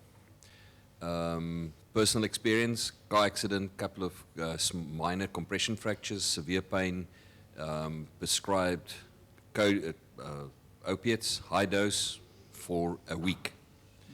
Then they stopped it and gave just an anti-inflammatory. Subjectively, I was suddenly in hell with pain. It is so severe, I thought I'm going to go off my mind. And I was on the point of prescribing myself some more opiates. And then I decided, bullshit, this is not going to happen. And I didn't take it, but because of that decision, the pain disappeared. And it's something that we can use for our patients to let them understand that there's going to be a moment that they're going to have pain that is not real. This is a psychological thing. And then after that, a simple 25 milligram Voltaren was plenty. But there's a psychological aspect that I never see when the discussions about opiate-related problems appear, and I personally experienced that. I know that's what happened. And we need to understand that if we talk to patients about pain, and this is where Louis' experience come in, and the Pain Society, that there's a mind over matter aspect here that is very important to mind. We can help the patient to help himself as well. Very important. Any more questions? It seems to me that we've come to the end of our session. Thank you very much to Reinhard. And thank you very much for your patience to listen to all of us. I think we had a fruitful morning. And we see you again 2 o'clock. That's sleeping time, but it's okay. 2 o'clock will be okay. Thanks. Just go and, thanks, Prof. Go and prepare yourself for the afternoon sessions. I want you to please ask you to be as sharp at 2 o'clock that we can start. We've got a long session this afternoon. Unfortunately, no coffee breaks. Otherwise, we don't have time for everybody to finish. So, and then I would like to, just from my side, thank you guys for this morning. I feel a lot more relaxed now. So I hope you too. But we would like to meet, or I would like to meet each and every one of you, know where you come from, what you do. So please connect with the delegates around you and share your experiences, share your contacts so that we can start building a sedation community. Thank you.